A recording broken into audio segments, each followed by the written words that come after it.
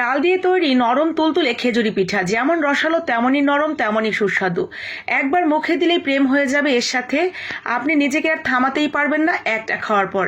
এতটাই মজার এবং সুস্বাদু যে যে কোনো মেহমানদারি অথবা আপনার প্রিয় মানুষের মন রাঙিয়ে নিতে এই পিঠাটাই যথেষ্ট। তো এই খেজুরি পিঠা বানানোর জন্য প্রথমে যেটা দরকার তালের পিউরি। আমি অল্প একটু তালের পিউরি নিয়ে নিয়েছি, এখানে আমার ফ্রিজে ছিল তো সেখান থেকে বের করে এখানে আমি নর্মাল চায়ের কাপের 1 কাপ আর সামান্য একটু পানি তার মধ্যে দিয়ে দিয়েছি। তালটা ভালো করে জাল করে 2-3টা বলক দিয়ে এরপরে ছোট বাটির 1 বাটি সুজি দিয়ে দিয়েছি। আর স্বাদ মতো লবণ তো অবশ্যই যাবে। সুজিটা দিয়ে ঠিক এইভাবে আমরা আলতো হাতে একটু নাড়িয়ে চাড়িয়ে আমরা অল্প আঁচে রেখে দিব 2 মিনিটের মতো। তো একটা পাশ হয়ে গেলে এরপরে আমরা উলটপালট করে অল্প আঁচে আস্তে আস্তে করে সুজিটাকে সুন্দর করে সিদ্ধ করে নেব। সুজিটা সিদ্ধ হবে আর ডোটাও একটু শক্ত শক্ত হতে থাকবে। তো এইভাবেই আস্তে আস্তে সুন্দর একটা ডো হয়ে যাবে। একটা পর্যায়ে দেখা যাবে পুরোটাই এক জায়গায় দলা হয়ে সুন্দর একটা ডো তৈরি হয়ে গেছে। ঠিক এরকম যখন হয়েছে তখন আমরা এটা নামিয়ে রেখে দিচ্ছি। ঠান্ডা হতে থাক, ওইদিকে আমরা একটা শিরা তৈরি করে নিচ্ছি। তো যেই প্লেটটা নামিয়েছি ওখানেও একটু ঘি মেখে নিয়েছি।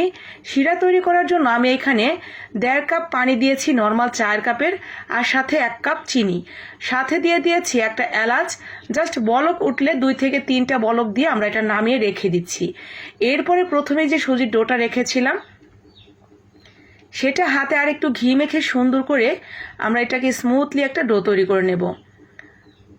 তো এই তো হয়ে গেছে। এখন আমরা হাতটা ধুয়ে হাতে আবারও একটু ঘি মেখে নিয়েছি। ঘি মাখানোর পরে আমরা ছোট ছোট করে আগেই ছিঁড়ে নিচ্ছি সবগুলো, যাতে একই সাইজের সবগুলো হয়।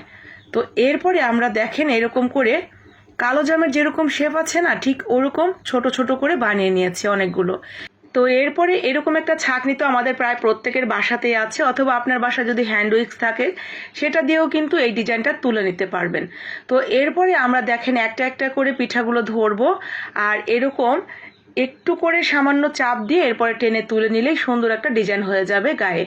এই ডিজাইনটার কারণেই কিন্তু ভেতরের শিরাগুলো অনেকটা বেশি চলে যাবে, একদম রসালো হবে, আর দেখতেও অনেকটা সুন্দর লাগবে শুধুমাত্র এই ডিজাইনটার কারণে। তো সবগুলো আমি একইভাবে ডিজাইন তুলে নিয়েছি। তো ডিজাইন তোলা হয়ে গেলে এগুলোকে তেলে দিয়ে ভাজতে হবে। তেলে দিয়ে ভাজার সময় খেয়াল রাখবেন প্রথম দিকে চুলার আঁচটা একদম হাই থাকবে, মানে তেলটা একদম উত্তপ্ত গরম থাকবে। তো উত্তপ্ত গরম তেলের মধ্যে এগুলো দিয়ে দিলে সাথে সাথেই দেখবেন চতুর্পাশ শক্ত হয়ে যাবে, একটার সাথে আরেকটা লেগে খুলে যাওয়ার ভয় থাকবে না। এরপরে চুলার আঁচটা আবার একটু নর্মাল করে দিয়ে আমরা সুন্দর করে ভেজে তুলে নিয়েছি, তবে কালার করিনি। তো এরপরে শিরাটা চুলায় দিয়ে শিরাটা যখন বলক উঠে গেছে আমরা দিয়ে দিলাম সেই খেজুর পিঠাগুলো। এরপরে 2-3টা বলক দিয়ে এটা আমরা রেখে দিব ঢাকনা দিয়ে ঢেকে। শিরাগুলো সম্পূর্ণ টেনে নিয়ে যাবে ভিতরে, এবং এগুলো খুবই রসালো এবং নরম তুলতুলে হয়ে যাবে শিরায় কিছুক্ষণ থাকলে। ওই ধরেন 10 থেকে 15 মিনিটের মতো রেখে দিলে ঠিক এরকম নরম হয়ে যাবে। মাশাআল্লাহ, আলহামদুলিল্লাহ, দেখতেই পাচ্ছেন এগুলো কতটা রস খেয়ে ভেতরের রসগুলো টেনে নিয়েছে। যতটা নরম তুলতুলে ততটাই মজাদার খেতে। তালের অসম্ভব রকমের সুন্দর একটা সেন্ট, সেই সাথে এত মজার হয়েছে খেতে। ভালো লাগলে বানিয়ে নেবেন, আপনার প্রিয় মানুষগুলো অনেকটা খুশি হয়ে যাবে। আর আপনিও কিন্তু বানিয়ে খেতে পারেন এই মজাদার রেসিপিটি। ভালো লাগলে লাইক কমেন্ট শেয়ার করে দিবেন।